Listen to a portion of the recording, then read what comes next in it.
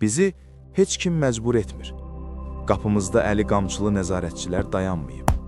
Həbsxana divarları çoxdan sökülüb. Amma biz hər səhər eyni dustaqxanada oyanırıq. Bu həbsxananın divarları yoxdur. O, bizim beynimizdədir. Biz özümüzün həm qulu, həm də qəddar ağasıyıq.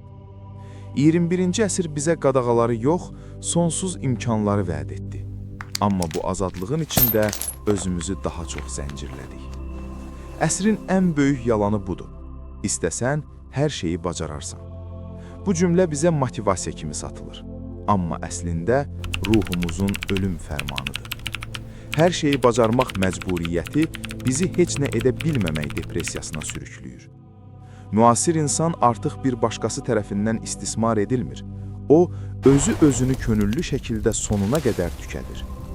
Biz uğur qazanmaq naminə özümüzü qamçılayır və buna özünü inkişaf deyirik. Ətrafınıza baxın. Artıq istirahət belə bir performansa çevrilib. Getdiyimiz məclislər, içdiyimiz kofe, oxuduğumuz kitab, hamısı kiməsə nəyisə sübut etmək üçündür. Biz yaşamırıq. Biz həyatımızı sərgiləyirik. Digərləri ilə rəqabət artıq kənarda deyil, daxilimizdədir.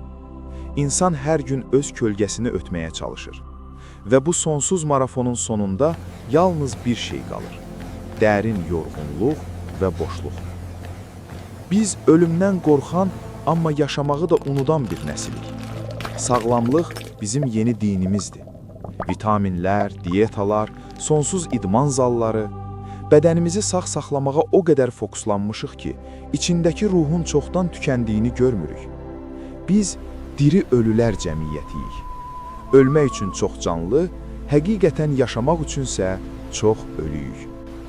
Həyatın mənası yox olub, yerdə qalan yalnız bioloji funksiyaların maksimuma çatdırılmasıdır.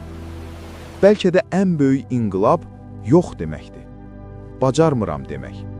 Mən yarışmıram demək. Qurtuluş zirvəyə qaçmaqda deyil, vadiyə enib biraz nəfəs almaqdadır. Darıxmağa icazə verin.